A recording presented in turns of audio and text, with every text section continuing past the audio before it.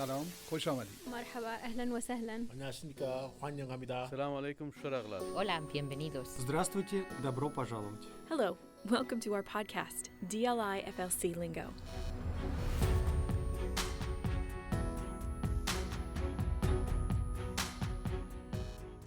I'm here in the recording studio talking with 4 DLI students, one from each branch.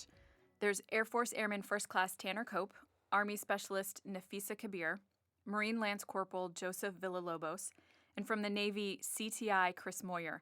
We're doing a podcast series on getting to know DLI. Each episode, I'm interviewing a different group of people to give you an idea of what it's like to live and work here in Monterey.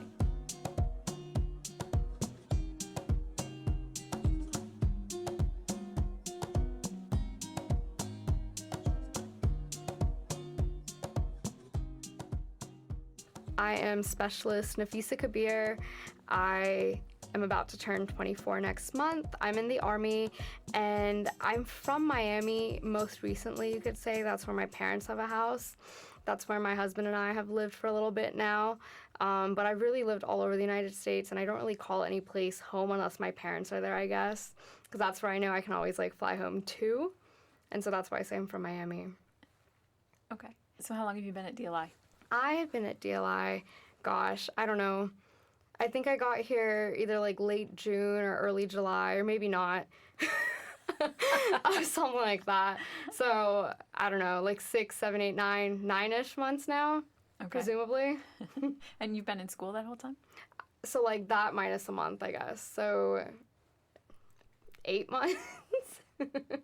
Yeah, time here flies super weirdly. Because, when you're in class, it's super... The days are long, but the days are also super short. But the weeks are shorter, but they're also super long. I don't know. It's funny. Actually, Tanner was just talking about that. So, Tanner, go ahead. Tell me about yourself. I'm A1C Tanner Cope. I'm from Fort Walton Beach, Florida. I got here at DLI late September of last year. So, about 6 months. But I'm only 15 weeks into class, so next week I'll be a quarter of the way through my program. And yeah, she's absolutely right. It's somehow standing still and flying by at the same time, and you never have enough time to do anything. Chris, you finished, right? So tell me about yourself. Yeah, I'm Seaman Chris Moyer. I started class originally in May of 2020, yeah. End of May. I graduated. I passed. I actually just picked up my associates right before I came here. Nice. So that's cool. And yeah, just like them, it's been forever. At least it feels that way. Okay, and Joseph, tell me about yourself. Yep, so I'm Lance Corporal Joseph Villalobos. I've been at DLI since 2021 of April, but I didn't start class until the end of May. Same thing, I'm graduating at the end of May, so I've only got about 9 weeks left till the DOPT, which is pretty nerve-wracking, but just got to stay calm, grind through. Definitely, like she was saying, the weeks, that's kind of what I judge time by. I'm I just got to make it to Friday, and then you kind of look back and you're like, oh man, I've already been through 40 Fridays, but it feels like nothing, but you look back and you're like, I've done so much. But, I mean, it also kind of applies to the language. You're like, have I really learned anything? And then it's you'll wake up and be like, what, do I even know this? And then you go to class and be like, okay, yeah, I kind of know this. Actually, that leads to another question because we were talking about imposter syndrome. Mm-hmm. So is that, do you know what that is? Yeah. Is it almost like you're acting? Yeah, your answer was good too. Okay, so tell me what you think. Honestly, I feel like every day I wake up and I'm putting on a costume. I just happen to call it my duty day uniform, right? And I go to class and I'm doing all these little things. And it just doesn't feel real. I feel like it's not real to me yet, that I'm, this is a career. I still feel like I'm still in college or something. Because it's like college here, right? And so the fact that I have a title of soldier, I don't even know what that means. So the imposter syndrome, I think, is definitely there. Because, I don't know, every day I wake up and I'm learning something. And I think that's what makes this place super unique. It's because it's not like any other duty station or any other training center. It's a college, it's the military's liberal arts college. That's what it is. Yeah, and I it doesn't feel like, I'm serving my country in any meaningful way sometimes, because, I'm just here learning a language. But I guess at the end of the day, we're doing something important. And I'm in this, like, in between where I don't know if I'm really a soldier, if I'm still in a civilian kind of mentality. Because, again, it's a language. I'm in school 8 hours a day, you know? Yeah, until you get to the real army. And then Exactly. Yeah, it's like this interim stage where, I totally feel like I'm just putting on an act every day. How about you, Tanner? What was the imposter syndrome? Yeah, I definitely agree. Just like the nature of what we do here, it can be very surreal, and it can make you really wonder, like, do I belong here?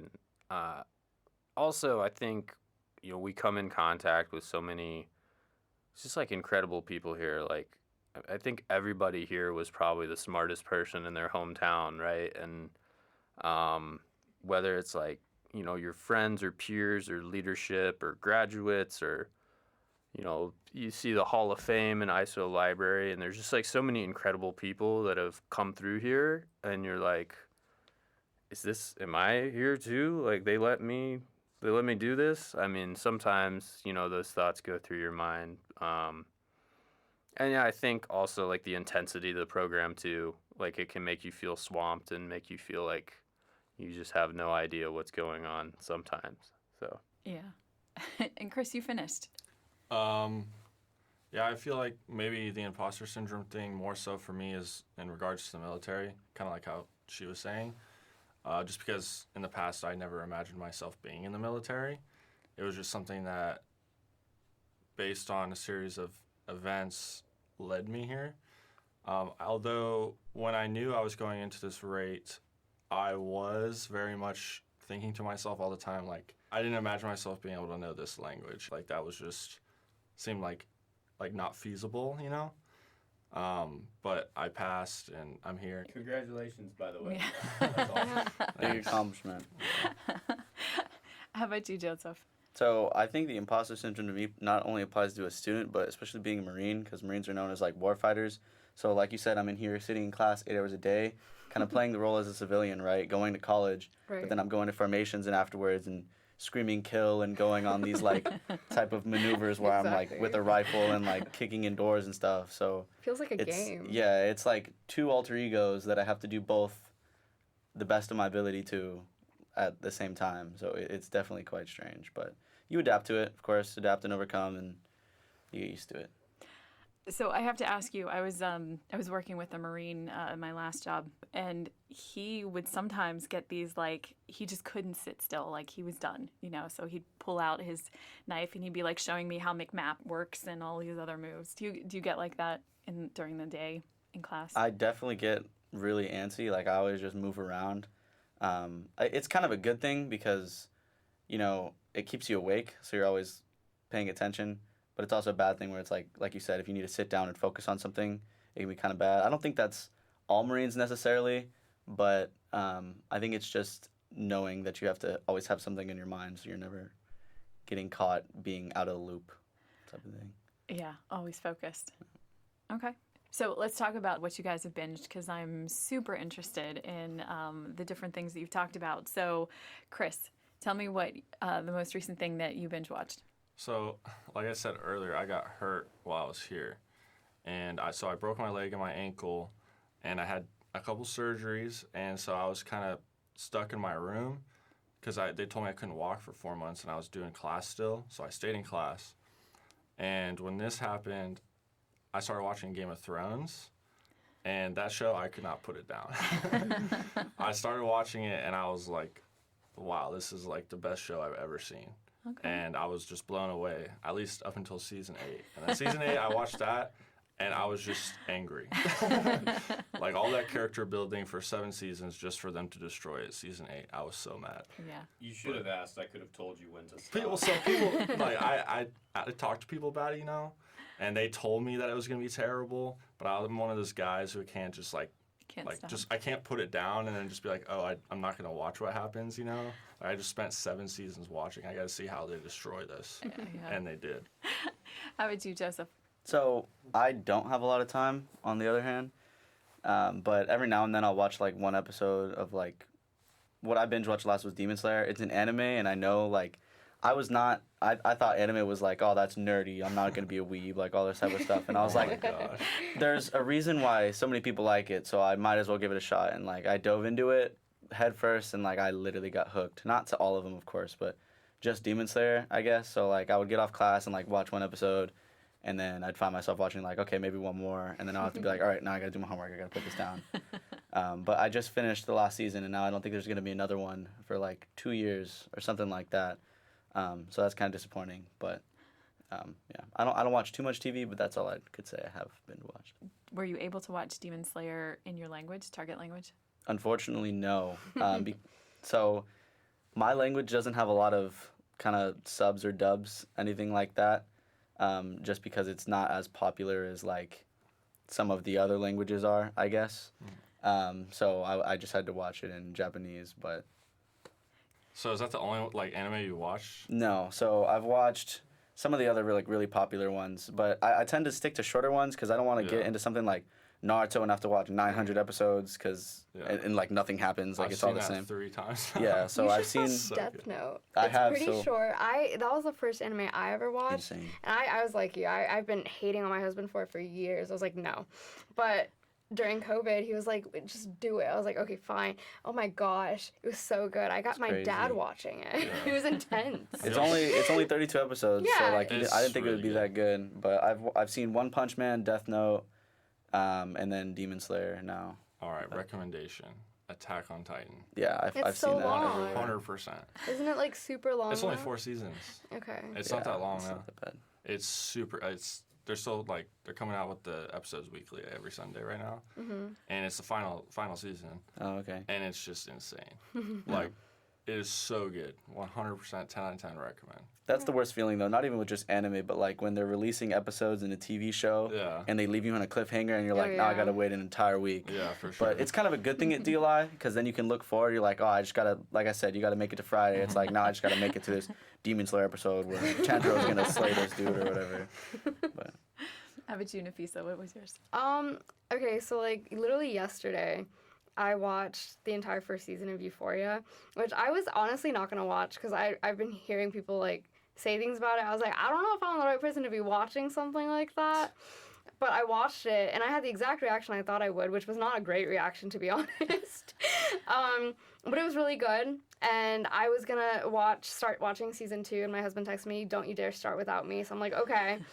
And then another show that it's like releasing. So it released the first 3 episodes all at once, and I was like, nah, the rest of it's a teaser, right? But I started watching The Dropout about oh my gosh, what's her name? Like Elizabeth something, who just she was like the world's youngest female billionaire 1 year, and then completely like negative net worth next year. But it's a crazy story.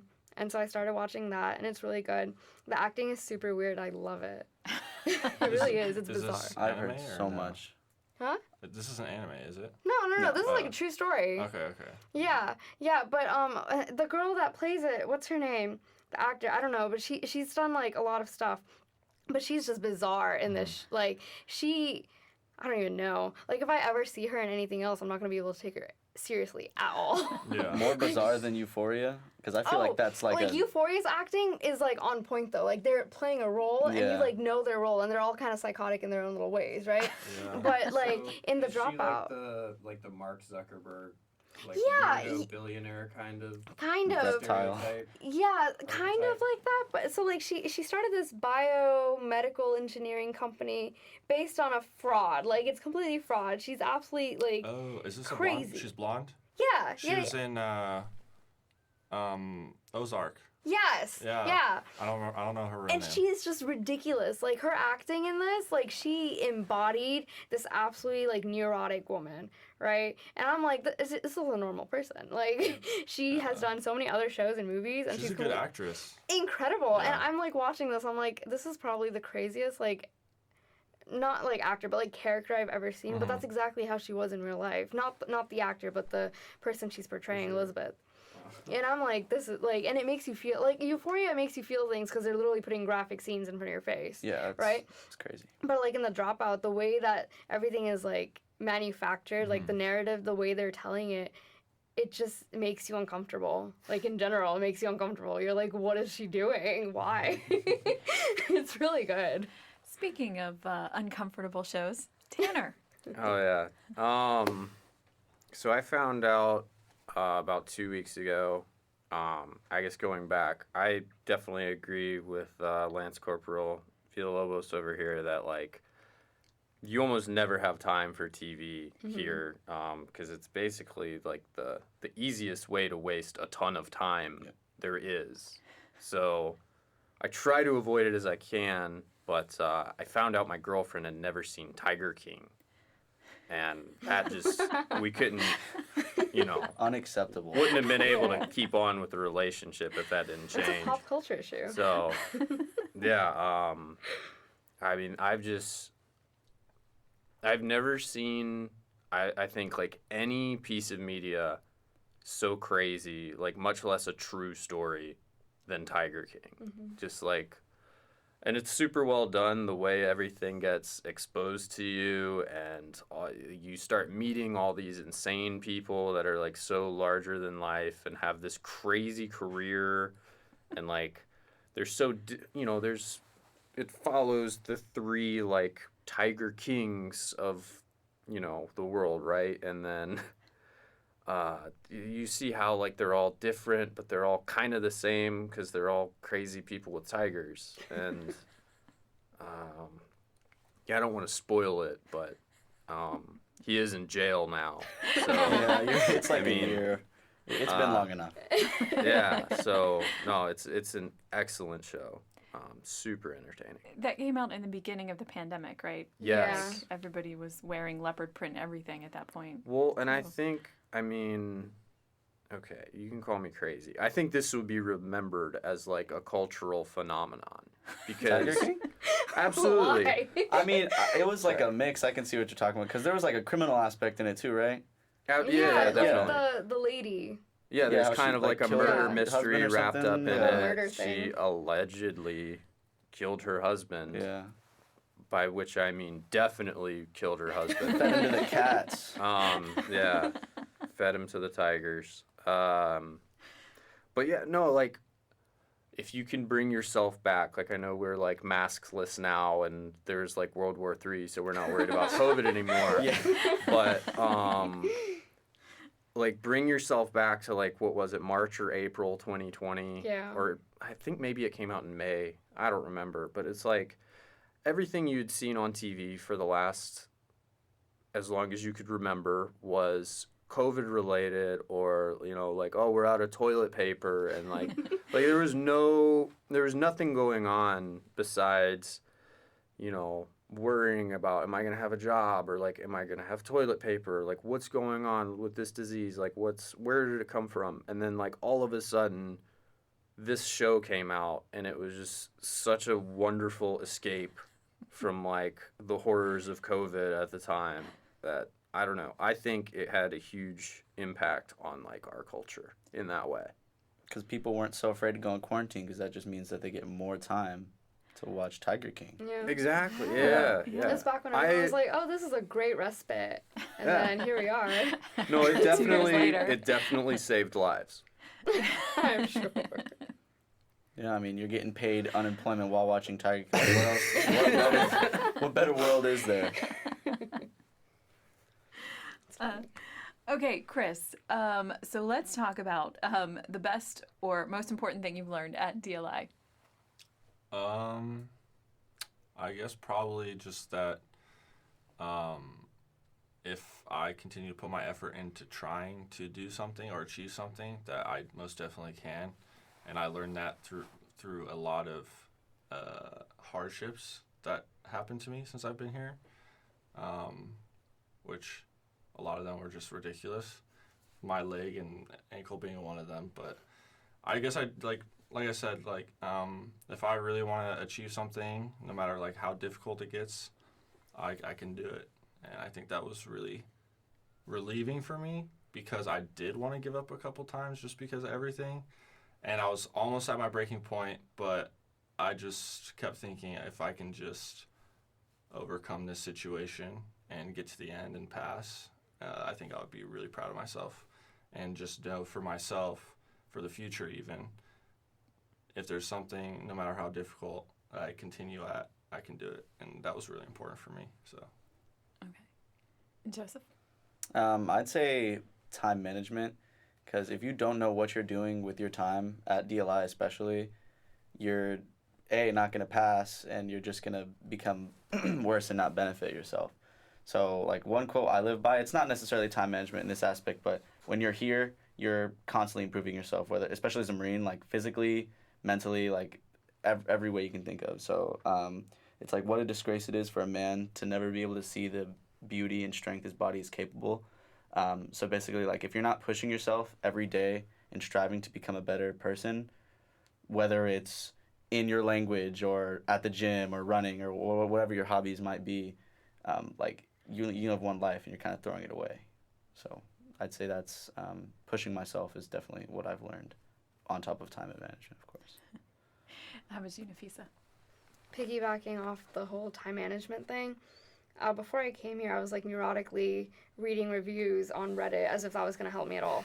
But I just wanted to like know what I was getting myself into. And the biggest thing that they said was like, oh, you're going to have to schedule time to spend with your family. Otherwise, you simply will not. Right? And I was like, there's no way. Like, I love my husband. How am I going to just like throw him to the woods? Right? No, they were so right. Because there's like days where I'm so engrossed in my studies, or I'm so stressed over one project or another or something, that like my marriage is the absolute last thing on my mind. Not saying I don't care, you know, like I do care. I just absolutely do not have time. And so if we don't schedule time to like have date nights or even eat dinner together, like do something together, it's not going to happen. Absolutely not, because there's a million other things that are going on all the time. And I think part of it is because I did go from having like only one responsibility, which was college, going straight into this, which is college plus extra steps, right? There's just so much more that goes into it, and I have to actively go from, okay, I need to do my homework, but I also need to study what has already been done, because it's a language, it just builds up on each other, right? To, okay, I should actually work out if I want to pass my PT test. To, you know, I actually don't want to get a divorce, so I probably should go on a date with my husband, like, pretty soon. You know, and just juggling all of that, and then other, like, student leadership positions and everything, I feel like an Energizer Bunny. But because I've been forced into some sort of like time management studies, honestly I should get another associate's in like time management. That's definitely one thing that I've had to learn, like by necessity. So Yeah. How about you, Tanner? Yeah, time management is huge. But one thing that's really stuck with me was something our group chief said to us on our like during one of our impro briefings. Where he said, like, in order to get through this program, you have to check your ego at the door. And I guess he meant just, you know, don't be afraid to ask questions. Like, don't be afraid to be wrong. I mean, like, learning a language, you have to start out as basically an infant, right? And you're, like, babbling and learning an alphabet again, and you feel really dumb. And when you say stuff wrong in class, you know, like, you have to be willing, like outgoing enough to like do that, to be able to learn from your mistakes. And yeah, also just being able to say like, oh, hey, I can't do this on my own. I need to get a tutor, or I need to work harder, or whatever it may be. So yeah, check your ego at the door. You know, so along those lines, so Joseph, let's say there's someone who is thinking about going into languages. What would you say to them? Coming here, what would you say to them? In terms of like how to prepare themselves? Yeah. So, obviously I'm not going to say time management again. We've been harping on it for like 10 minutes. But I mean, say it again. It's important. It's one of the most important things you're ever going to do. But I'd say knowing that whatever's going to come at you here is going to pass. Like, something for me is like knowing if you have a big unit test coming up, or the DOPT, like knowing you have a year to a year and a half to learn this language, and you could just fail this one test at the end, and then it's all over, nothing happens, you get reclassed, you're a different job, whatever. That's definitely intimidating, and it gets a lot of people, so you just have to look at it like baby steps, kind of like you were saying. You are, like, treat yourself like a baby in this step. Like you're just going, you got to walk first, or you got to crawl first, and then you walk, and then you run. Like don't worry about what's going to come in the future. Worry about what's in front of you, because it gets very overwhelming, and you will burn yourself out. Chris, do you have any advice for a potential student? Yeah, to kind of go somewhat along with what he's saying. For me, what I noticed from myself, as well as my classmates from experience, one of the biggest things, as well as time management, is learning how to deal with your stress. Because so many times I'll see somebody who's in class and they're really good at the language, and you see them do well in class. They strive in class, and they get to a test, and they're so stressed about a test, and their nerves and anxiety is so high that they're listening to something and they don't hear the first 30 seconds because they're just so worried about not hearing it, and then they ended up making it like self-fulfilling prophecy type thing, But that is super key, I think, is learning how to deal with your stress. Because for me, when I first started, I would be super stressed on the test, especially ICPTs, where I would be that person who would go in listening, and then I'd be like, oh, wait, we only had one listen for the level ones, and then I missed it. I don't know what I heard, and then I wouldn't do as well. And then actually after I got hurt, I kind of cared less. That might have been because of the medicine I was on. But then I would go into tests, and I would be like, all right, I'm just going to take this test, whatever. And then that's when my grades started getting way better. I started getting like A's on all my tests, and I was like, okay, like I got this. I'm just too stressed on these tests. So definitely I think if you can calm those nerves and figure out a way to deal with it and not make it more difficult for yourself, that's really key in being successful here as well. Okay. How about you, Tanner?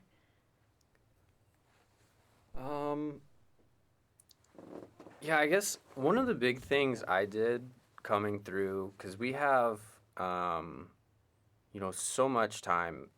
I mean, I know the other branches do some too, particularly in the Air Force. I mean, I had about like a month and a half of just like, this is what it's going to be like. This is what you have to do. This is what people have gone through before. And I was just like, oh, none of that's going to apply to me, of course. And yeah, I mean, I guess it can seem, kind of like hokey and hand wavy while you're going through it, but you actually get a lot of really great advice, even if it doesn't seem like it at the time, through CPC and ILS and those kind of things. So yeah, listen to people's advice, I guess. But another, going back to what they said, I think one of the best things you can do, like before a test, like they were saying, is just take the night off. Like, I have gotten the best grades on tests when I just do something I enjoy, go to bed early, get a good night's sleep, and just go in like not stressed out. And I mean, you're not going to cram for something were meant to be studying for 3 weeks for. You're not going to make that drastic of a change overnight, so you might as well just chill. Very good point. Excellent. Nafisa? That's a great question. I've been like listening to you guys say all that, and I'm like, yeah, I agree. I don't know what to add. I mean, going off of what you said, like letting your brain rest, right? Coming from a like psychological standpoint, the way your brain works, the way it builds neurons and things like that, is from like digesting information. So if you're constantly like fire hosing your brain, it's not going to retain really anything, because you're not giving it time to like relax and like build those like new connections, whatever. And so I guess one thing, in addition to like giving your brain rest between cramming sessions and things like that, like taking care of yourself, it's also going back to what you said about ego. I know like normally a 93 is not a B, right? In my course, a 93 is a B. I think that was like the first B I've ever gotten, and I completely lost. Like I was like, what? No, and it was like it hurt like my ego, and it kind of made me doubt my abilities in this course. And that was like the alphabet. Like when we were just like learning the basics, I was like, wow, I suck, right? But it's about, no, I'm actually just an infant. Like an infant's not gonna write a grad paper in target language, you know? And so it's just about willing to know that it's a process and it's gonna happen and everything's set in stone. All you gotta do is just be there, you know? That's really funny you bring that up, because one of the metrics I used to use to keep myself motivated was saying, like, all right, well, I'm in the 3rd week of class. I can say much more than a 3-week-old target language speaker could, so Right. I must be doing good. Or saying that, like, it's kind of the same thing, but not really. But it's like, I always tell myself that somebody else has done this. So if somebody else can do this, then I can do this. Like, what's the difference between someone else and me if I just put out just as much as they did? Yeah. And I feel like here at least, like, there are definitely curriculums set in place. Like, like you said, we're absolutely not the first ones to go through this. Like, we've been in business for so long now, like, absolute decades. How many graduates has there been from DLI? So people coming in, turning out languages left and right. And so me being here, fretting over a B, which like in any other grade would not be a B, it's so inconsequential, especially since, like, every week, it's actually astounding to me when you think about it. Like, you came in here, or I know I did, not knowing a single thing, right? And here I am, and I'll, like, just look at something and, like, translate in my head, like, automatically sometimes. And I'm like, wow, I do be speaking another language. Like, you know? And that's, like, and it doesn't even matter the grade sometimes. It's just the fact that you are constantly learning. Even when you don't think you are, just being in class, just going through the motions, your brain's like, yep, I got this. You know, and just having the faith in yourself to know that, yeah, like, absolutely you can do it. Because, like you said, there's no difference between you and anyone else. And that's what makes DLI hard, is you can be a perfect 4.0 student, Yeah. be a rock star at the course, pass the course, like, easy, right? But then you get to the DOPT, and, like, so what? You get all A's, you still fail, you know? Yeah. You don't get that 2.21 plus, and then you're gone. Like, it doesn't matter. You still don't get the degree, so... Vice versa, though, too. Exactly. I've seen people...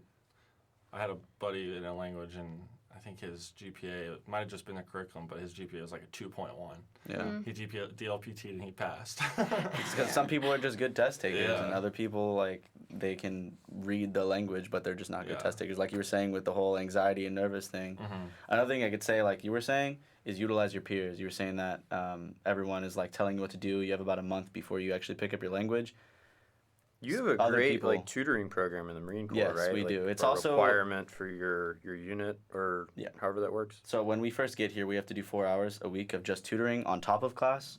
And that's mainly because the Marine Corps is so small here. There's only, like, a little bit above 200 people, which is, like, crazy because there's, Wow.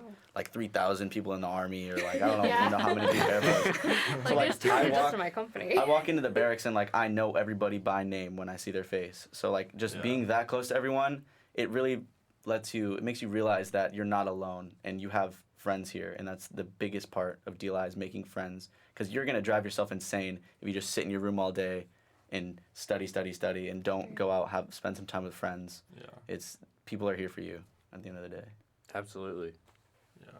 I think this is one of the biggest career changes, or just changes in my life, I've ever been through.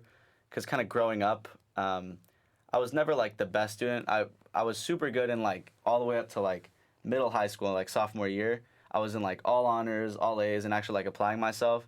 But then I don't know if it was just my family or what happened, but, like, I just went into this, like, depressed down phase. And in junior and senior year, I just kind of, like, gave up and burnt out. And so, like, I ended up, like, dropping out of high school and going online and, like, doing my own thing. And I didn't know what I was doing in my life. I was just working at, like, Dairy Queen, you know, just kind of floating around, just seeing what life had to offer. And I was like, one day I was just like, I'm gonna just change my life. I'm gonna do something. And so I went to the Marine Corps recruiter, and I was like, what are you, like, what can you guys do? And so then I took the ASVAB, blah, blah, blah. He sent me to MEPS, and I went. I didn't even know I was gonna be a linguist until I went to boot camp. I remember, like, the intel lady just came up and she was like, oh, that's your DLAB score? And, like, whispered, and she was like, you're going to be a linguist. And I was like, she was just like, good luck, and walked away. I was like, what does that mean? And then, like, I find out, I'm over here asking all my drill instructors, I'm like, what is Monterey? Like, what is this place? And they're like, I don't know, get out of my face. And I'm like, okay, I guess I'll just find out then. But like it's just crazy how you can think. One of the quotes I live by, another one is like perspective is everything. So if you think you're not going to go anywhere in life and you're just going to sit there and feel bad for yourself, just like kind of zoom out and realize where you are and that you can change no matter where you're at. I mean, like coming from a person who dropped out of high school and like one of the hardest language courses in the world, like it's just crazy to think how far I've come. Yeah, absolutely. Kudos to you. It's a really big deal. It is. Okay, give me a rundown of what brought you into DLI. So I went to college in Ohio to be. It was like an automotive school. Studied automotive and high performance. And I've like worked with race teams and worked at shops, car dealerships, new, used, whatever. I really liked that. During the pandemic, a lot of that industry kind of dried up a lot. And I had kind of decided this was not like a forever type job. Like it's very, I mean, not that the military isn't. Actually, now that I mention it, I don't know what I was thinking, but it's very like that job in particular is very hard on your body. Like hearing loss is super common, respiratory things super common. Like it's just not something I wanted to do for the rest of my life. And kind of similar to your story, I went into the recruiter, took some tests, and they said, "Hey, this job's gonna be great." Which my preference overall, I wanted a aircrew job. Like I wanted to fly. Knew I couldn't see well enough to be a pilot, so it was like the next best thing. And put on a bunch of aircrew jobs. I didn't even have any clue what the airborne linguist job was. I took the worst test of my entire life at a MEP station in Montgomery. I remember I told like the Air Force liaison there, like I feel like I just put my brain in a blender. Like I don't, yeah, it was awful. But I guess yes. Okay. Yeah, sorry, yeah. Yeah. The most like absurd thing you'll ever do in your life. But yeah, I guess I did good on it, and then yeah, and I don't know. I guess I kind of found out about the linguist thing after the fact, but now that I'm here, like I think it's one of the coolest jobs in the military overall, and I don't know, you just see like some of the opportunities you can get through this program, and it's crazy. Okay, so Chris, tell me how you got into DLI.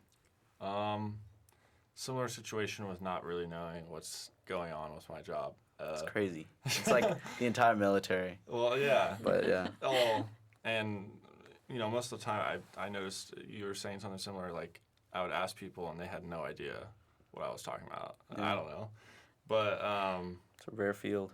yeah. Yeah. Also, like I said earlier, I didn't really imagine myself in the military, but when I went to the recruiter, I just wanted to, like you, get myself in a better situation and get myself started on a better track, on a better path. And so I went to the recruiter. I took the practice ASFAB. She's like, okay, you did pretty good. Let's do the ASFAB. I did that. She's like, all right, you pretty much qualify for all jobs. Here's this one. I was reading through them, and it's like stuck out to me because I knew it had something to do with language, but they were like, oh, I don't know, like anything more than you learn a language. I was like, okay, and they're like, and it's in California, at Monterey. I was like, wait, I've lived in California my whole life and I've never heard of this place. But I was like, but it's in California, close to home. Okay, let's do it. And so then I took the DLab 2, and I also was like halfway through, I'm like, all right, I don't even know what this is. I'm just gonna start clicking stuff. And I did really well on that, and my recruiter was surprised because I guess it's hard for people. Very. Yeah. And so I came here and I started doing it, and the more I learned about it and what I'm going to be doing, I also was started to think, wow, like this is one of the probably coolest jobs I could have picked, and I don't think I would have wanted to do a different job. Because how many people could say they come here in the military. Learning a new language, which to me is already really cool. I want to learn more actually, because there's opens up so much more of the world to you when you do that. You learn a new language and you get paid to do it.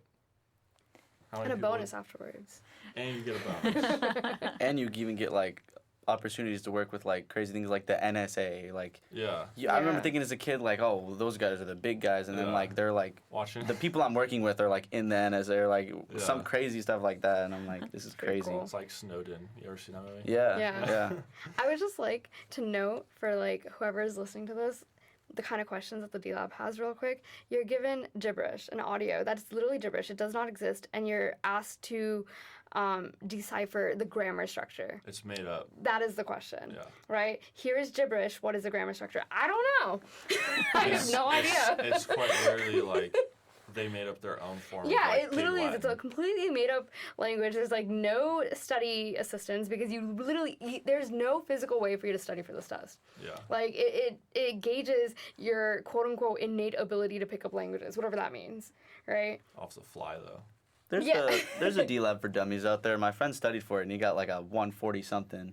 And I was like, I didn't know you could study for this. I just got sent in there. But Yeah, I actually I- just recently found Actually, out I Yeah. didn't that know too.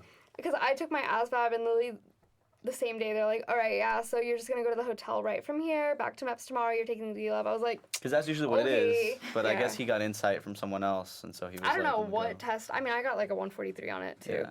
but Mm-hmm. I don't know how.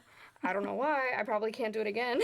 You walk out of there feeling like I failed that, and then you're yeah, like, I I walked did out. not I was fail like, that. I was like, I don't think I was even reading English like correctly. Like the questions weren't even making sense to me at the end of that. My favorite part was with the pictures. Oh yeah. You're reading pictures. You're like, yeah. What does it say? What do you mean? What do you mean? What does it say? Okay, so real fast, tell me what got you into the military and to DLI.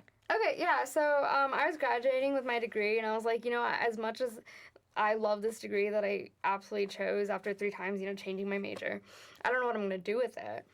But I figured I could like do something in the meantime.